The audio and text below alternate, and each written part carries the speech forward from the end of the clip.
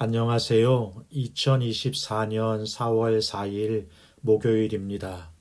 오늘 함께 묵상하실 말씀은 신명기 21장 1절부터 23절까지의 말씀이고요. 제목은 은밀하고 사적인 죄까지입니다. 모세는 21장에서 하나님께서 허락하신 땅을 얻기 위해 전쟁을 펼칠 때 어떤 자세와 태도로 감당해야 되는지 말씀해 주었다면 22장에서는 그 땅을 거룩하고 정결하게 지켜가기 위해 일상 속에서 지키고 감당해야 될 권리와 책임에 대해서 말씀해 주고 있습니다. 본문을 함께 보죠. 21장에서는 5가지 이야기가 기록되어 있는데요. 첫 번 이야기가 범인을 알 수 없는 살인에 대한 규정입니다. 들에서 살인자가 누구인지 알 수 없는 시체가 발견된다면 하나님이 정하신 대로 장례를 치러야 했습니다. 살인자가 누군지 모른다고 방치한다면 그 죄가 이스라엘 가운데 미칠 것이고 하나님의 땅이 더럽혀질 것이기 때문에 그렇습니다.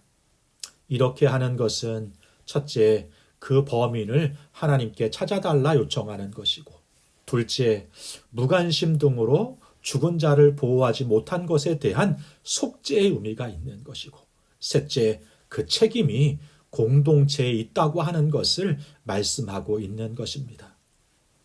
둘째 이야기는요, 포로된 여인의 결혼에 대한 규정이에요. 이스라엘이 전쟁에 나가서 승리하고 포로로 잡힌 이방 여인이 마음에 들 때 어떻게 해야 하는지에 대해서 말씀해 주는 것이죠. 전쟁은 많은 상처를 남기고요. 문제를 만들기도 합니다. 그 폭력성 때문인 거죠. 가족이 죽고 가정과 나라가 깨지고 망하기도 하잖아요. 이 가운데 수많은 폭력과 상처를 경험하게 됩니다. 이 위험은요, 여인들과 아이들에게 더 뜨겁게 다가오고 크게 작동하고 있는 것을 볼 수 있어요. 이런 가운데 포로로 잡혀온 여인을 아내로 맡고자 하는 자는 하나님이 정하신 절차와 규례를 지키도록 한 것입니다. 이것은 포로된 약자를 보호하기 위해서인 거죠. 심이 있다고 그 권리를 또 마구 행사하면 안 된다 말씀하시는 것입니다. 여인이 마음에 들어서 결혼할 경우 집으로 데려가 머리를 밀고 손톱을 깎고 그리고 포로의 의복을 벗게 했어요. 신분의 변화를 상징하는 것이고 옛 관계와 생활을 청산하고 새로운 관계와 생활을 시작한다는 것을 의미하는 것입니다. 그리고 한 달간 애곡한 후에 그를 맞이하도록 했어요. 이 한 달간 애곡하도록 한 것은 전쟁으로 인해서 사망한 부모나 가족들을 위해 애곡할 수 있는 시간을 주고 마음을 달랠 수 있도록 한 것이죠. 결혼을 한 후에도요, 마음이 변할 때도 그냥 내쫓으면 안 되게 했습니다. 노예로 팔 수 없고 그 여인의 자유를 보장해 주도록 하는 거예요. 이것은 철저하게 포로된 여인의 인권과 감정을 보호하려고 하시는 하나님의 배려인 것입니다. 세 번째 이야기는 장자의 상속권에 대해서 말씀하십니다. 어떤 남자에게 두 아내가 있다고 가정합니다.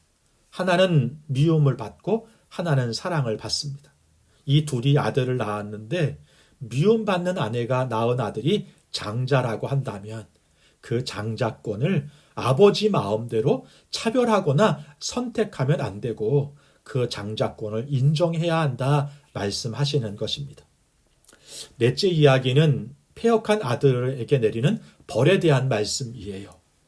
부모의 말을 듣지 않고 반항하고 아무리 타일러도 듣지 않고 패역한 아들이 있다면 그 아들을 성읍 성문에 있는 장로들에게 데려가서 부모 말을 듣지 않고 술만 마시고 방탕하게 산다고 고발하게 했습니다.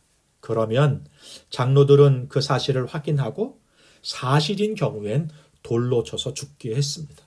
그런데요, 부모 중에 자식을 이렇게 고발하는 분들이 얼마나 될까요?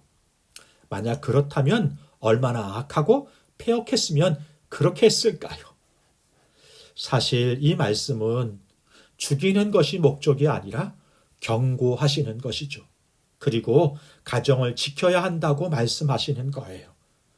이것을 가정만 아니라 공동체가 마음을 같이 하고 함께 애쓰고 노력해야 한다 말씀하고 있는 거예요. 우리 중에도 자녀 교육에 힘들어하는 분들이 있습니다. 함께 기도하고 함께 마음을 나눠야 하는 것이죠. 한 아이를 키우기 위해선 마을이 필요하다는 말이 있잖아요. 마지막 5번째 이야기는 나무에 매단 시체에 대한 규정이에요. 당시 처형은 일반적으로요, 아침에 이루어졌습니다. 그리고 저녁이 되기 전에 시체를 내려서 장사를 지내게 했다고 해요. 대낮에 시체를 나무에 두는 것은 첫째, 엄중한 경고의 의미가 있는 것이고요. 둘째, 밤새도록 두지 못하게 한 것은 처형된 자라도 그 존엄을 지킬 수 있도록 하고 그 가족들의 정서적 고통을 덜어주려 한 것입니다. 셋째, 하나님이 주신 땅을 더럽히지 않기 위해서 이렇게 한 것이죠. 23절에 나무에 달린 자는 하나님께 저주를 받았다. 이 말씀은요, 예수님께서 지신 십자가와 연결되는 말씀이잖아요. 우리가 짊어져야 할 우리의 저주를 예수님께서 대신 짊어지시고 죽음의 저주를 풀어주신 것입니다. 그리고 새로운 땅, 새로운 인생, 새로운 하나님 나라를 살아가게 하신 거잖아요. 우리 가운데 허락하신 그 나라와 그 땅을 거룩하고 온전하게 만들어 갈 수 있도록 우리 권리만 아니라 책임을 다하고 아주 사소하고 은밀한 부분까지 주의 통치가 이루어지는 공동체, 그런 삶을 살아갈 수 있는 저와 여러분이 될 수 있기를 주님의 이름으로 축복합니다. 기도하겠습니다. 좋으신 하나님 아버지, 우리에게 허락하신 이 땅과 이 생명을 거룩하고 온전하게 이어가게 하여 주옵소서. 우리 공동체와 가정과 오늘 하루 만나고 관계하는 모든 것들 속에 연약한 자를 향한 존중과 배려와 사랑이 넘치게 하셔서 거룩한 하나님 나라가 임하고 그리스도의 향기가 넘쳐나는 그런 관계와 만남이 이루어지게 하시고 그런 오늘 하루가 되게 하여 주옵소서. 예수님의 이름으로 기도하옵나이다. 아멘. 감사합니다.